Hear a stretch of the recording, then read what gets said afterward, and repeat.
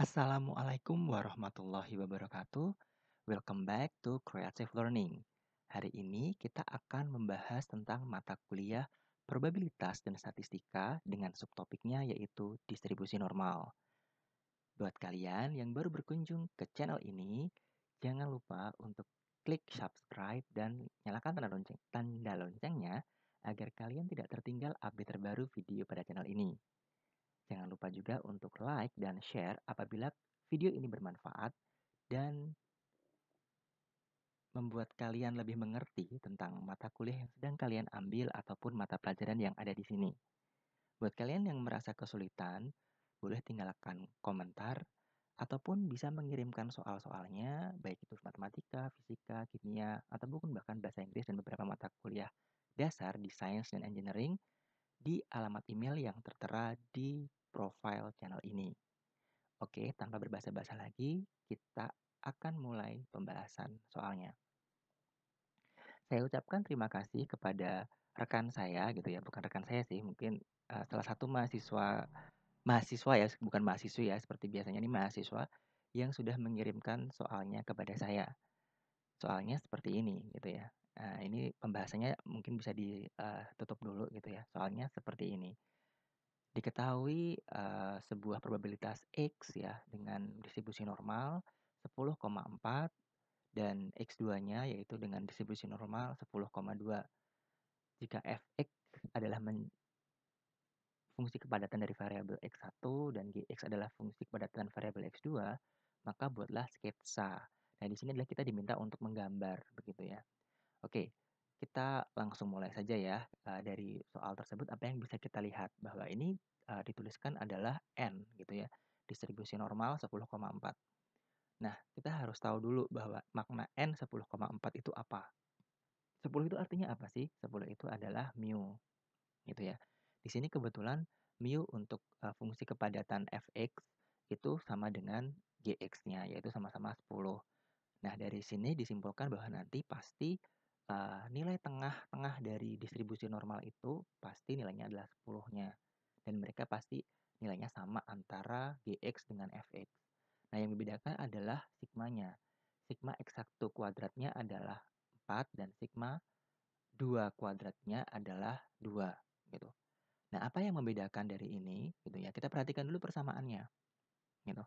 Persamaan fungsi kepadatan fx atau gx itu ya, rumus umumnya adalah 1 per sigma akar 2 pi e pangkat setengah kurung buka x min mu per sigma dikuadratkan.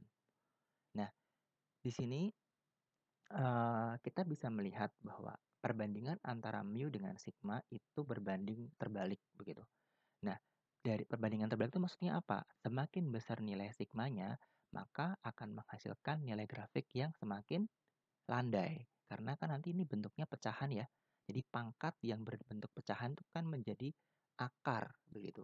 Maka kalau suatu nilai 64 gitu ya, kalau diakar jadi 8 gitu kan ya, maka dia akan turun nilainya.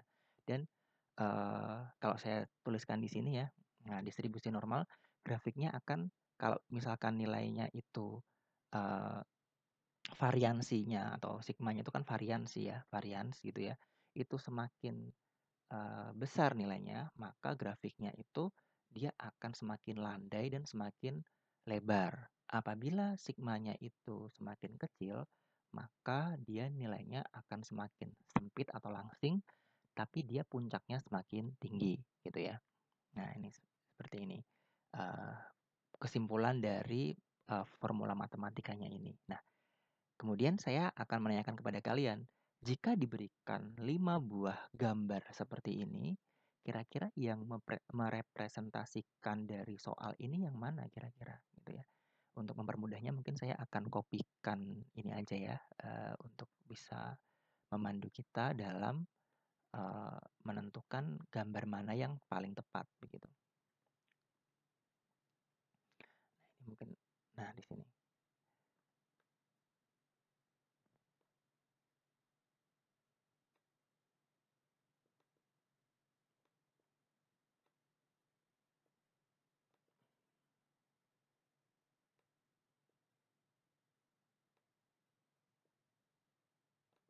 Oke. Nah, berdasarkan, hal-hal yang kita ketahui ini gitu ya, apabila ada sebuah gambar seperti ini, kira-kira yang mendekati paling benar dulu ini kita lihat dulu dari nilai mu-nya ya. Semuanya mu-nya 10, 10, 10, 10, 10, betul semua. Nah, sekarang kita perhatikan adalah fx dengan gx-nya dengan memperhatikan sigmanya gitu ya. Sigma 1 itu nilainya 4, sedangkan sigma 2 nilainya 2.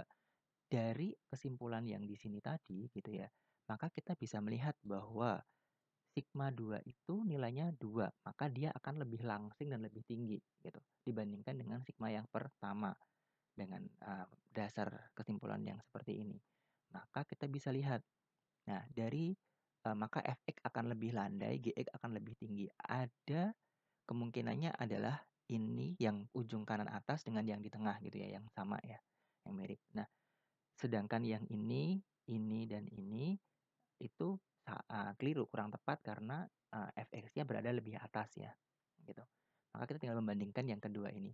Kita ingat bahwa semakin kecil nilai sigmanya, maka dia lebih langsing, gitu, lebih langsing.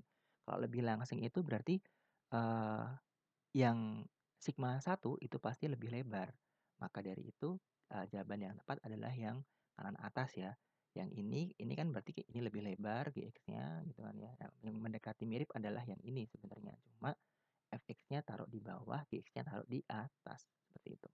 Oke, cukup mudah bukan untuk soal yang ini? Nah, saya harapkan kalian tidak mengalami kesulitan. Tapi kalau kalian masih merasa kesulitan, silahkan tinggalkan komentar bagian mana yang masih belum masih belum paham gitu ya. Nanti akan saya balas di komen bagian mana yang lebih sulit, yang kalian masih belum mengerti. Oke, masih ada satu soal lagi. Kita ketemu lagi di video selanjutnya. Assalamualaikum warahmatullahi wabarakatuh.